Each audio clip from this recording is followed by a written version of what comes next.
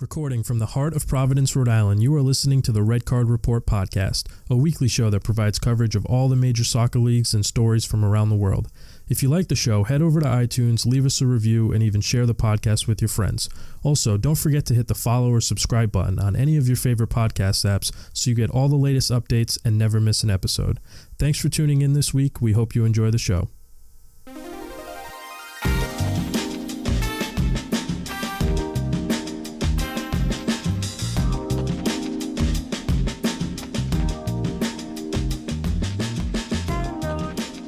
Hey everybody, and welcome back to another episode of the Red Card Report podcast.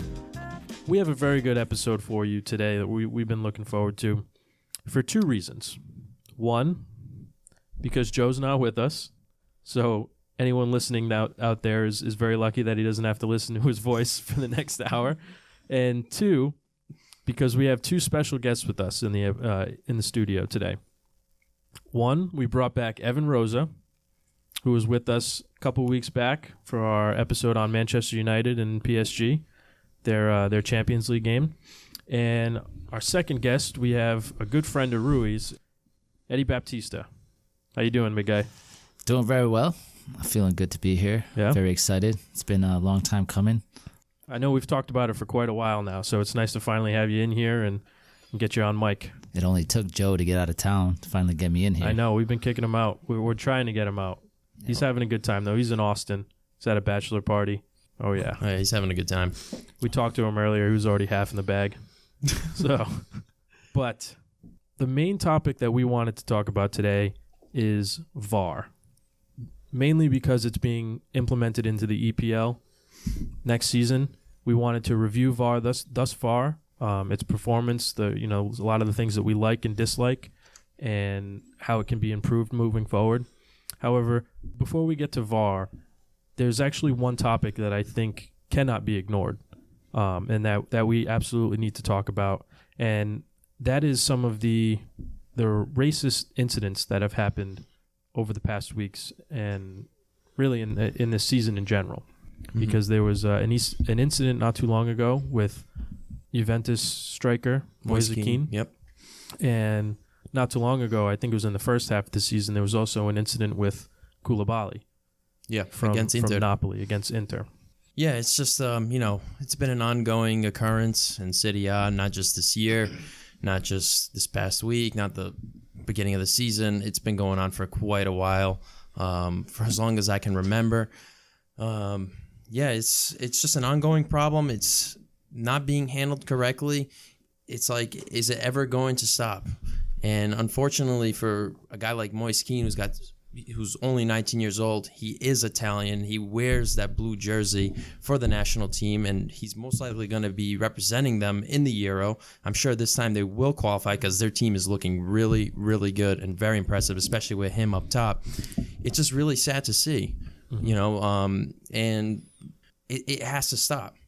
It just has to stop, and it's really unfortunate. We've seen the Koulibaly incident, Blaise Matuidi last year at Cagliari. We saw Bakayoko against Inter. These incidents are still continuing, and unfortunately, it's not getting any better in Serie A, and they're not going about it the right way. Mm-hmm. Now, in the English league, I feel, these occurrences are always going to happen. I always feel that racism is just a human condition. There's nothing that will ever make it go away, but there are proper steps in trying to eliminating it or reducing it. Yeah, not eliminating it because it won't go away. And I think the English League has just done it right.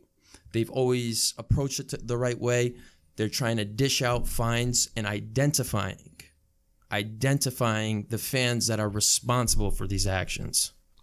So, Eddy, knowing that you're a big AC Milan fan, and most of the issues, or it seems like most of the issues that have happened this year have happened within Serie A, what do you think that they are doing wrong?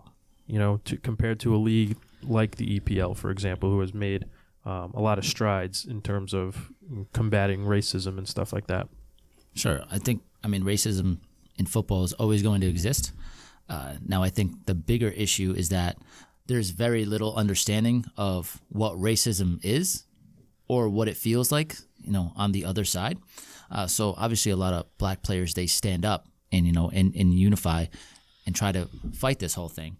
But in Italy specifically, now let's touch on Koulibaly. I think they handled it pretty well for that time being. So it happened, and there was a mass surgence of support, for Koulibaly. A lot of people, there was the movement Io sto con Koulibaly. And while that was great, I think that it also promoted some intentional and accidental racism, because people, even in their ways of support for Koulibaly, they were still doing blackface, and they were still, trying to portray themselves in a black fashion where you're still disrespecting, a black player in means of support, but you don't know that you're actually contradicting yourself and still, adding to the racist problem. So I think what needs to happen is clubs need to independently fight it on their own with their own fans, if it exists, revoking, memberships and kicking people out of the curva, and, banning people from stadiums, and really taking a stance and showing that they're standing with their black players, because I don't think that enough teams do it. So it's just the league, and the league as a whole can't speak on behalf of all the teams in Italy, Serie A, Serie B, and so forth. It has to happen at the club level before it can take a more national level, and then, moving on to Europe and so forth. But I think the problem is always going to exist regardless of what you do. It's just trying to quell that and really fight against it. And then eventually I think that we'll find that middle ground where there's no longer, racist supporters. Racist supporters. Now, Evan, I know you're not really all in tune with Serie A and everything. You're not really familiar. You're more of an EPL guy. Now, what are your thoughts on everything that you're hearing about in Serie A? And we mentioned, and you know really well in your league, that they handle it very well. Obviously, these instances are always going to occur. It's never going to go away. What are your thoughts on, from what you heard, what do you think that Serie A should do to, make things better? It's incredibly sad to see, particularly football. It brings in a crowd that is so diverse. It brings about people. There's so much patriotism. There's so much allegiance to these clubs. People live and die by them. Fuck my brother's wedding. There's a derby on. Things like. Seriously, it's insane. Something that's completely unknown here in this country because soccer is just not as popular. But I think soccer in general has taken the steps that it has really no choice but to do. They've taken small steps in managing it. It's really just small steps to again minimize it and manage it. And in the future, how do we improve it even more? Because there's already so much money invested in advertising. You see it all over the place in commercials, in UEFA Champions League, and even the banners on the sidelines. Even the respect patch too. Respect patches. You see it all over the place. I think, particularly in the Serie A situation, I like the sense that they're looking at foreign leagues and seeing how they handle it, and I think they're echoing it to a certain extent. I look forward to seeing more implementation in the future. How long do you think that this wave of say no to racism, the respect movement that UEFA has been implementing for a couple years, how long do you think we will finally start to see the changes in the positive light that they're making, all these initiatives that they have? Obviously all the mascots that they have that come out in the field, they see this, it's a big thing. There's huge banners in the stadiums. Is it going to take another generation of people in the world, of players, of up and coming, referees and fans that's going to finally, abolish this whole racism thing? Do you think it's going to take 20 years? Do you think it's going to take 30 years? Or do we really think it's never going to end? I mean, I really believe that it's never going to end, but I think it's just going to get better with time. it's like trying to eliminate just hatred just in general. You know, it's just a natural human condition, but there are ways to eliminate it or reduce it. I'm sorry. So it's going to take time. I truly do believe that things are going to get better as the times go on. A lot of these fans are just either very hateful or they're just like old timers where it's just they're still from the past and they're not just evolving to modern times. And just, you know, probably 10 years from now, 15 years from now, maybe 20 years from now, it's all going to get better. But, you know, like anything else, it's just going to take time. Yeah, just to finish up, it's obviously incredibly unfortunate that we still, it seems like we still deal with so many of these incidents, but I guess to end on a positive note, it is very encouraging, the strides that we've made up to this point, and it's encouraging to know that we're headed in the right direction. But moving on to our main topic for this episode, which was VAR, and its pros and cons and how it's influenced the game up to this point and where it's going in the future. What do you guys think about that? What do you guys think about how it's being used so far, all the controversies that have surrounded video assistant referee? I think it's just a valuable asset to the game. I think so much. I think we've all been alive long enough to see how much human error has come into place, winning and losing games.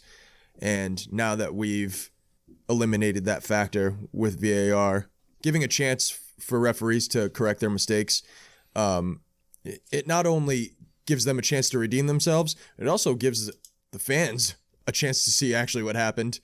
Well, actually, interestingly enough, one of the complaints about VAR has been the fans, the people in the stands, they are not shown the replays when the VAR review is taking place. So the ref is just given the signal. So that's been one of the big complaints is we at home, we can see the replays and they show us all the angles, but a lot of the frustration has come from season ticket holders and stuff like that, the people who are actually attending the games, every week, because they don't get to see the replays in those situations, and it can become very frustrating for them.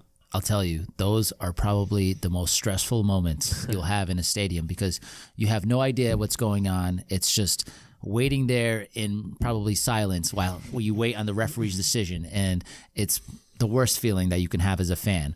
But the thing about VAR is that it gives you a double dose of emotion. Now, it could be double dose of happiness, or it could be happiness of a goal that was scored and then called back, and it's frustration. You know what I mean? So VAR is driving the game on an emotional level, which I didn't foresee. But I think the prime example for VAR, what we should use, is the World Cup. And I thought it was implemented almost perfectly in just about every game. But I do have complaints on how it's used. And I think that's what we were going to talk about a little bit in some instances, how it could be used better. So one of the examples that Rui and I were talking about was in the final for the World Cup, Croatia and France, where Antoine Griezmann gets fouled. But if you do watch the replay, he didn't get fouled, and it was actually a dive. Now, in the case of VAR, they should have went back and reviewed that even during the free kick and called that goal back. Just like if there was a foul at midfield leading up to a goal, the video assistant referee is looking at that play from the beginning, and if there was a foul at midfield that still led to a goal, that goal would have been called back. So why not have the same rhetoric in a case like that so it can be consistent across the board? Yeah, so for me personally, to save time, because VAR can become very, very time consuming. To save time, I would just play the free kick. And if it goes in, because the odds of free kicks going in are pretty small compared to, penalty kicks and other scoring opportunities, I would just play it out as if it's just a normal play on the field before before a play gets reviewed. Play it out. If the ball goes in, or if the free kick ends up leading to a goal, once the goal is scored, VAR should go in. The referee should be able to review the free kick, the foul that led to the free kick, and see if it actually was a foul. because we've seen in games in the past where teams have benefited on a very soft challenge or a dive from a distance where the referee, it's very difficult and very far for the referee to see the actual challenge, and at times he can be wrong, and it's really unfortunate to let up a goal when there wasn't an actual foul given or there wasn't a true foul. Do you think that VAR should also punish embellishment, diving, acting? Yes, they should. I think we saw an instance in the World Cup with Neymar, and I believe it was the first game against Switzerland, if I can remember correctly, where the referee actually gave a penalty kick. And then the video assistant referee whispered into his ear, he's like, no, you got to check this. You might want to check this. And the referee checked it, and he was like, nope, no penalty. And he gave Neymar a card. And yeah, they should definitely do that. They should double down on that. And they should double down on other things like little kicks, little dirty gestures or hits or whatever it is. I mean, these European players have been trained and accustomed to practicing diving. You see it in games, and I'm a huge supporter of, cracking down on that, because it ruins the integrity of the game, and I don't know. I personally would like to see them being more reprimanded. That's something that gives you an advantage. It may not be right and it may not be clean, but also diving can give you an advantage. A lot of small teams that can't hang with the bigger teams, they get outpossessed, they get outplayed.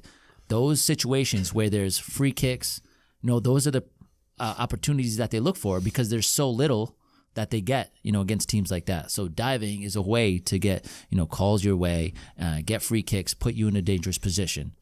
So while I understand it, I definitely don't agree, with diving in the game. I think there's a spot for it where, avoiding injury, where that there's going to be a foul, but, you avoid that contact, but you still take the foul.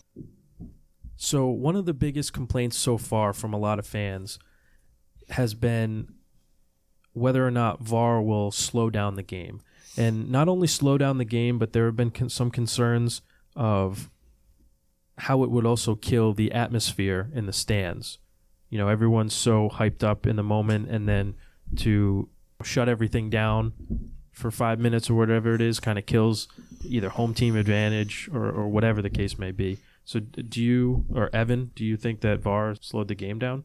It definitely slows the game down, but in that same token, as much as these players are being urged, play at a high level and have, a great performance, these refs are also put in a spot where they have to make big decisions. So I think giving them that opportunity to go back and retrace their steps and make the right calls is extremely important to the game, and I don't mind the stoppage time. Because now that I know that fans don't exactly know what's going on when VAR gets called back, it adds fucking drama to the game. People love drama. They don't know what's going on. It's a silent stadium. Everybody's talking to each other. They're calling back the play. Whatever. You'll see it when the ref comes back out and makes his decision. Do you think that it impacts the referees in game and how they make decisions in game in terms of, for example, the sideline referees, whether or not they choose to raise the flag for an offside or anything like that? I know what you're getting at, and I'm sure it definitely gives them a sense of comfort. They can be a little bit more lax, knowing that they can go back and see it for themselves. Not saying that I don't want them to stay sharp. I want them to obviously make that call firsthand when they see it, but allowing that opportunity, I think is extremely important to the game. There's 22 players on the field. You're not going to be able to see everything. Yeah, and you don't want to just blow a call either. This is one thing that I really like about VAR, especially as you mentioned, like the sideline referees. When it's tight, they're going to keep the flag down. Even when they think he may have been offsides, they're going to keep it down just to make sure, because once you raise that flag, that's it. The play is absolutely done, and even if he was onside, you cannot review it again because the play is dead right after that. So I really like that. The referees are a little bit more relaxed when they're not they're not certain on certain calls. They can just rely on VAR just to review the whole situation so they get it right.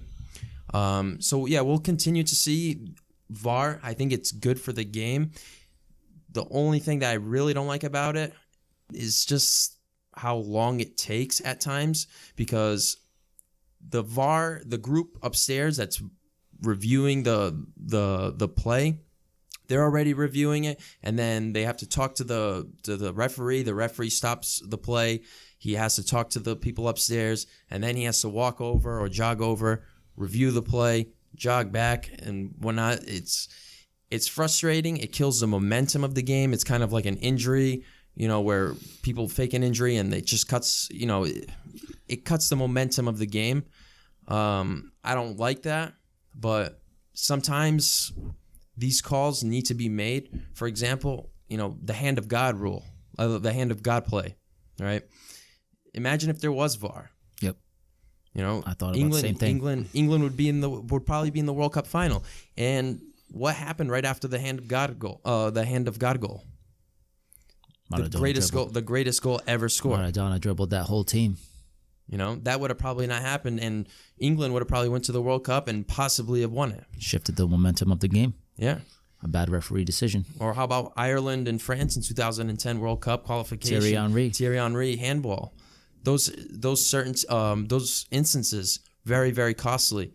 So yeah, it sucks, but I think it's for the better of the game to make the right calls, because there are fans, there are teams that deserve to go through, and they suffered from such detrimental calls, missed calls by the referee. Yeah, there's a small price to pay, and it's for those few moments that you have to wait to make sure you get the wrong call. Because so many times, as we've seen over years, the wrong call has defined a game. Real Madrid made it to a Champions League final off of two offsides calls that weren't made. Had there been VAR, Real Madrid may not have won that Champions League final. It would have been Bayern Munich and Liverpool.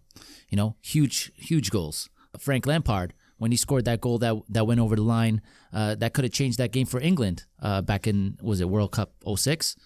And it's just things like that. And then goal line technology was implemented. But I think, these jumps in technology get implemented into the game, and then finally they're used at an efficient rate. But I think VAR is still so young that we're still culminating that system to have referees finally have a good amount of experience to be using it at its optimal levels. But I think there's enough time wasting in football. There's injuries. There's players that obviously they dive to waste time.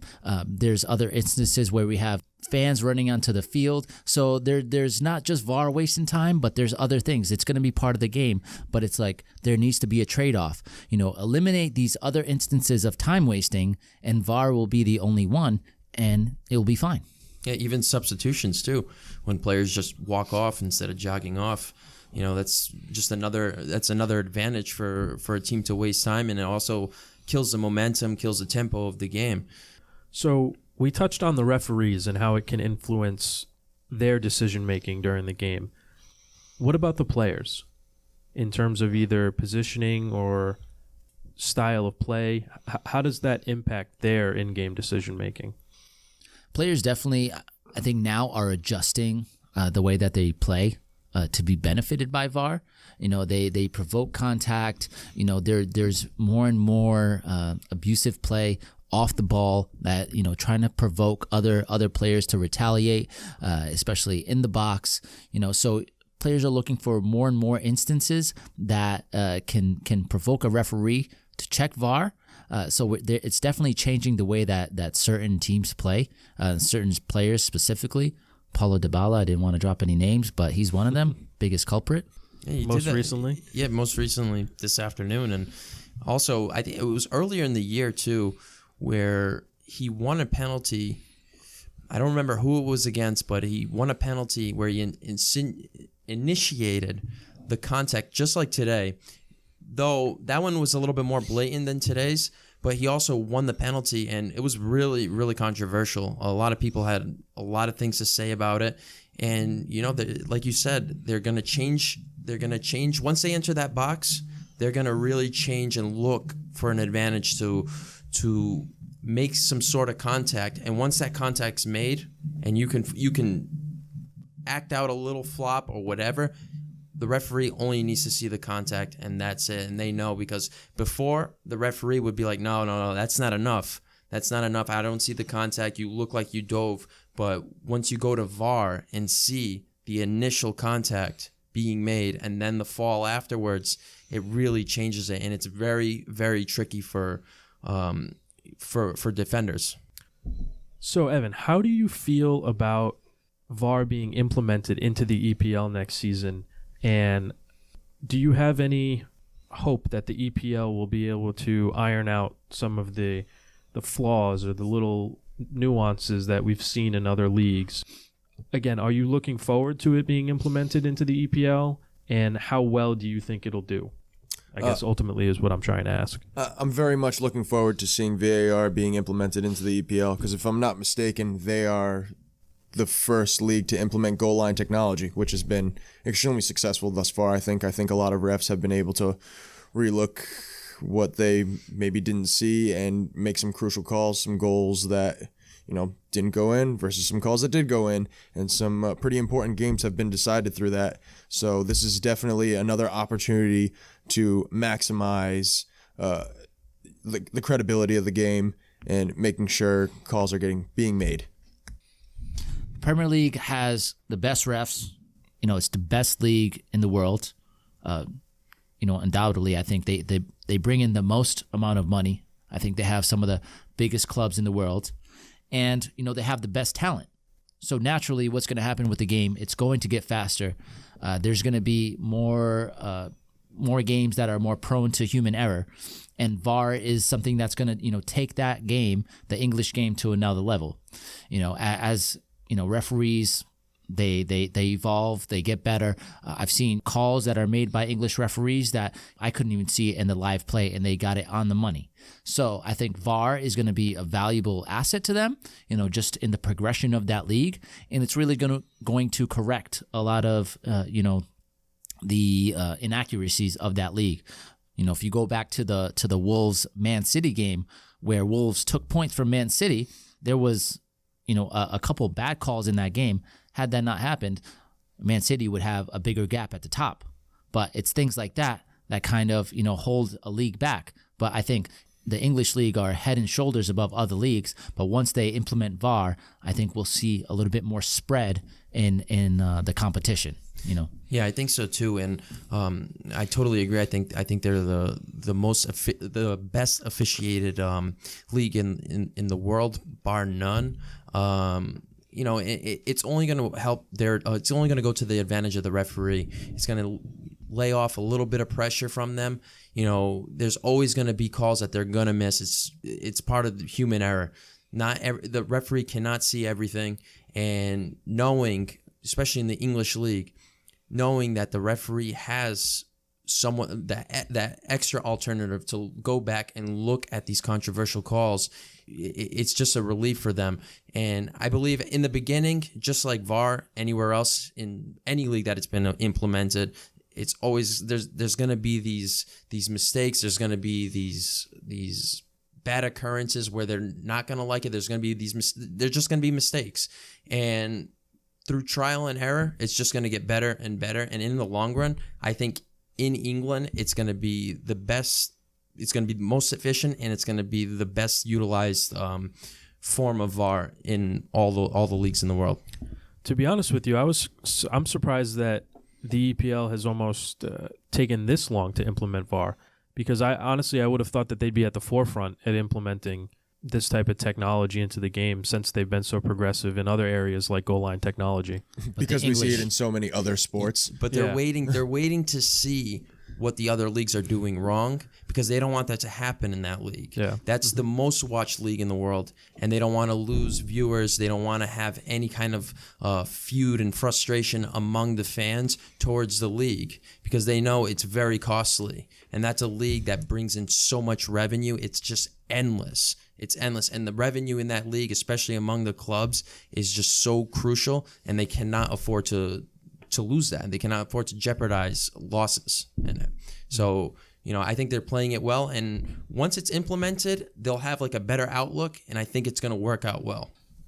The Premier League has, bar none, the best referees. They have the best officiating. They get it on the money 90% of the time.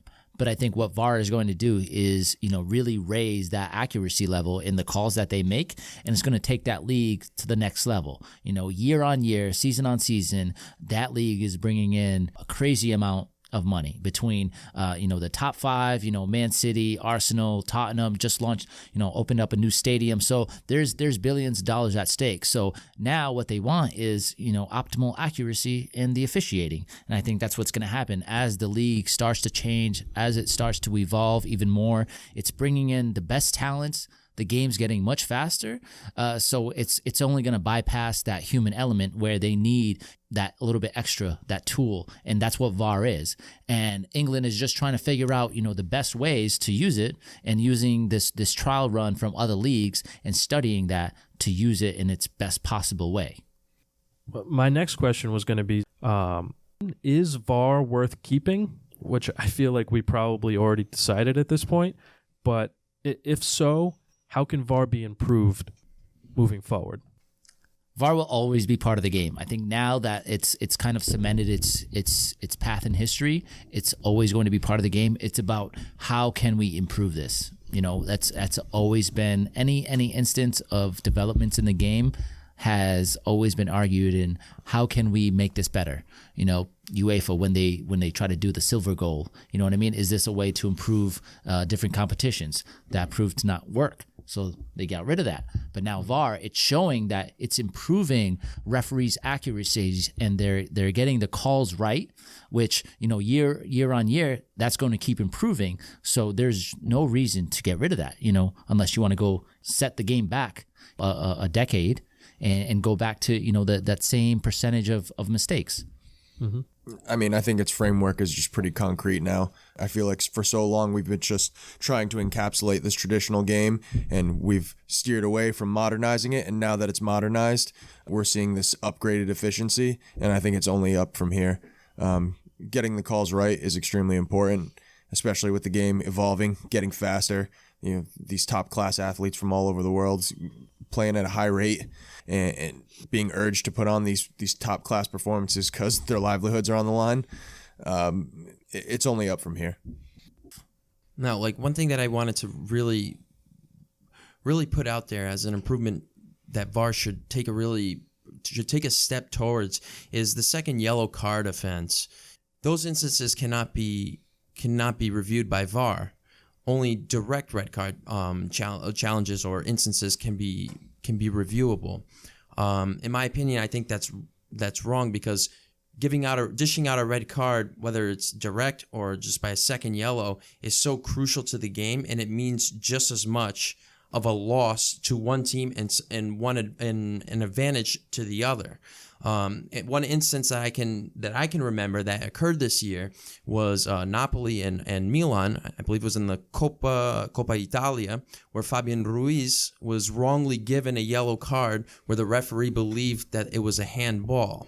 And unfortunately, he was already on a yellow, so the referee gave him a yellow, and it could not be reviewed because it was only a yellow card that turned to a red.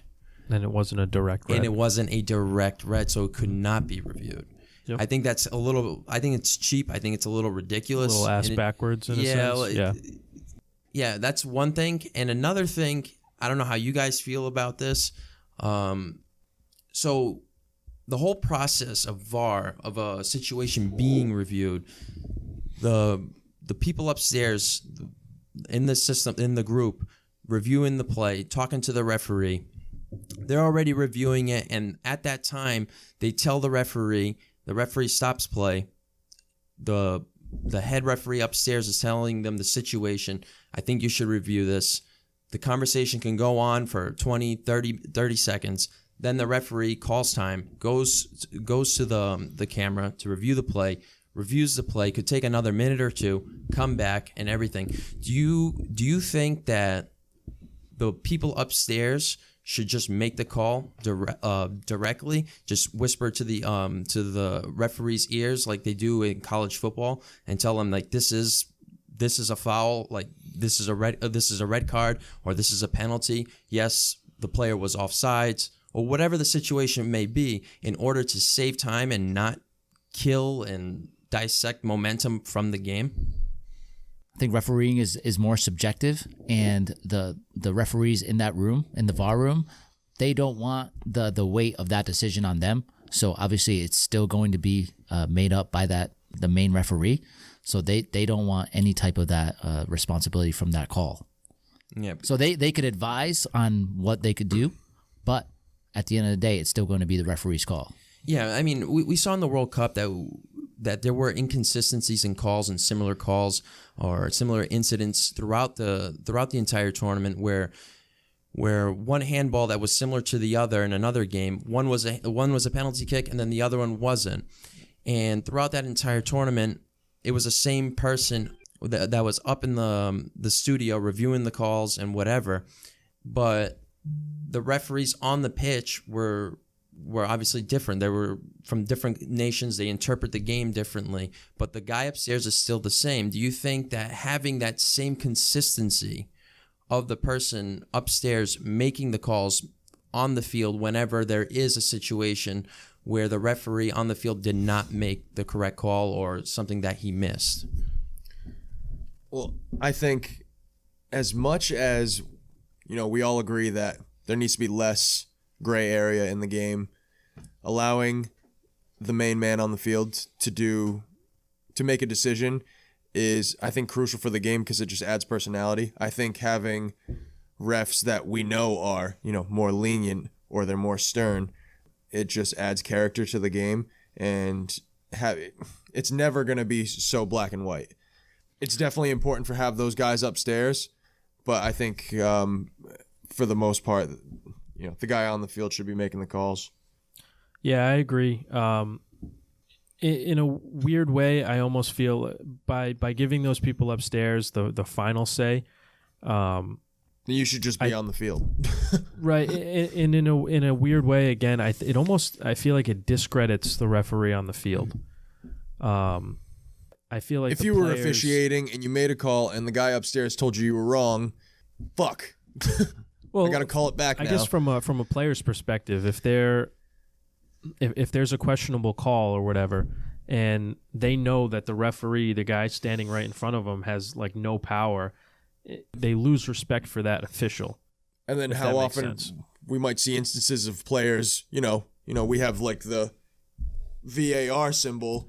How often are we going to see players like signaling people upstairs, like, screw the ref, like his decision, let's make a signal for the guys upstairs to let them see it and let them make a decision. Knowing that those guys upstairs have like final say and they're kind of quote unquote control all the power or whatever, the players aren't going to look at the officials on the field the same way, or I feel like they might not look at them the same way, just because the main official on the field and all those officials on the field no longer have that type of power that the people in the video room might have. Yeah. So back to my original question, I'm only asking you guys because I felt that could be an improvement towards VAR. Just minimizing the time waste. Well, you don't want to say time wasting, but just like the consumption of time just to get to the bottom of the verdict of the call. So there are people that get frustrated when they have to wait so long to get to the bottom line of the of the call. So me personally, I would trust the people upstairs to make the call, and maybe you guys made an excellent point that it could discredit the referee and it could cause frustration among the players. But I think having people up there, and if they're the same group, it just provides consistency in those crucial calls where sometimes when you have different referees going in and watching the replays, one is going to interpret it one way and then the other is going to interpret it, the other. Like we saw today against Milan and Juventus, the potential handball with Alexandro.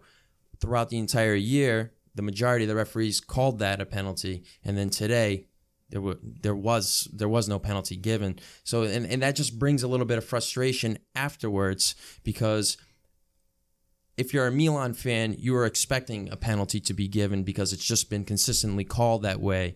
And then this time in such a crucial game. If you're a Milan fan, you should have assumed that you weren't going to get a penalty. Well, that too. There's always that fear in the back of your mind, but you're always thinking this might be the chance that we finally they get it right. You would think that Milan fans would get used to it by now, that they're not going to, they haven't historically got, or it seems like historically they haven't really gotten the benefit of the doubt. No. I rejoiced when Serie A got VAR, because I said, you know what? Finally, the playing field is level. But little did we know who's controlling, who's in the VAR room controlling these videos and helping the referee make a decision. Yeah. Juventini. So it just makes it hard. But going back on what Rui said, the consistency in calls is what also needs to be implemented. You can have a same type of challenge in one game and one be punished and the other not. Yeah, that's one of my main frustrations. And it's not just in Serie A, and it's not just in the World Cup. It's throughout all the leagues. And we've seen it in the German league where the fans are really... It's very unpopular in Germany, VAR, because of just the inconsistency and the time consumption of just getting to the bottom line of the calls. So it's frustrating, and because the fans have to wait and it kills so much time. But it's also frustrating because it provides inconsistencies because you have various interpretations. Do we see VAR in the future maybe having a time restriction? So we're still putting pressure on these officials to make a call within a certain time restraint? That's an interesting... I mean, I had never thought about that. I had never thought about that. So similar to a challenge, similar to a strategic that's timeout. That's a really good point. And football, basketball... that's probably a point that they're gonna address. My only concern with that would be, again, I think it's an interesting point, but my only concern with that would be because the ref is now on a time restriction to try and make a call, that he might be pressured to make a call that he might not make the right call. He might be too pressured and too rushed into making a decision, and it might end up it could come back to hurt people. It could come back to bite you in the ass pretty hard. Yeah, it's just a common complaint among fans. But like I said, with time they're gonna correct things, they're gonna make it better. There's gonna be enhancements, and that might be just one of them, just having that time restriction. And if that time runs out, say they have, you have 45 seconds or a minute just to review. If you run out of time, then the play just continues as is, on the field. Gut feeling, first call. Yeah, prior to review. Yeah, if you run out of time, the original call, just proceed. Well, I think it goes back to, giving the managers the opportunity to challenge VAR. I think that's where you can implement a time restriction. Mm-hmm. Yeah, it's all interesting ideas, and like Rui had just mentioned, moving forward, it's only going to become more fine-tuned. The more that it's used, as the seasons go on, we're going to see small improvements. There in the off season, you're going to see a lot of suggestions and the board meetings and all that stuff, and rule changes or whatever. So it'll be interesting to see what happens moving forward. I think it's just hard, trying to implement these, different ideas and concepts on how to improve it, because there needs to be some type of, consensus. There has to be, tests to run it to see how well it's going to work. And it's hard to test it at that level because you don't want to sacrifice, implementing something new that might, change the result of a match because, you're introducing a new concept that might not necessarily work. Mm-hmm. No, I agree. But again, my only concern with that would definitely be the refs being pressured into making a call too quickly, and they end up making the wrong call. But with that being said, we are just about running out of time. Any last words from you guys? I need to go do my fucking laundry. That is a woman's job. No, man. Thank you guys for having me on the show. It's been a pleasure hanging with you guys all night. My stomach's a little hurt from Chipotle, but I think Rui's about to make me an espresso, and I'm going to have my last cannoli before I get out of here. Espresso and Aperol Spritz. Oh, yeah, and an Aperol Spritz. Digestivo. Perfect. But yeah, thank you guys. It's been a pleasure, and really enjoyed myself. Sorry, I'm going to say that again. Thank you guys. It's been a pleasure. I really enjoyed myself. I'll be back again. Absolutely. We enjoyed having you guys here. We actually really enjoyed not having Joe here. So we look forward to having you guys Juventino back. merda. Yeah, what an episode for him to miss, because it would have been so tough looking at him, after his win today After and the win. our loss, and so detrimental to us. So it's good that Joe's away and not here, and I'm happy we went along with this episode. Just How- for the how record, greedy Joe, do you I have still to like be? you. No, We all we love still like Joe. Joe. It's We still okay. like It's Joe. okay. I just don't Joe like. texted the group today, "You mad?" I was just like, I can't answer that question. I don't think either of us answered to that. No, I left it. Neither I one left of us. it Yeah. with no response. How greedy do you have to be a Juventini and a Juventino, and you're 20 points up on the league pretty much? The league is in your hands, and you guys are still bitching about these calls, whereas they should have went Milan's way. What difference did it make if you lost that game? You know what I mean? Is it really that important to you? But Well, they're so worried about the league. yeah, You know what I mean? The league So title, worried. that's their prize. That's their main prize. That's right. They don't value care that. about the Champions League. So that's why they're so anal about that. they should stuff. just give it to them on match day 1. They value that more than the Champions League. So Oh yeah. they're trying to rack up points, but when it comes to Europe, choke artists. All right, Enough, whatever. No enough more. making fun of Joe while he's not here. Sorry, Joe. Sorry, Joe. Love you. All right, everybody. Thanks for joining us this week on the Red Card Report podcast. We hope you guys enjoyed the show. If you did, please head over to iTunes and leave us a rating and review. Also, don't forget to hit the follow or subscribe button on any of your favorite podcast apps. You'll get all the latest updates and notifications, so you'll never miss an episode of the show. Lastly, be sure to check us out on Instagram and Facebook. Instagram, Facebook, and Twitter. Our Instagram and Facebook is at Red Card Report, and our Twitter is at RCR_podcast. Thanks again for listening, and join us next time for another edition of the Red Card Report.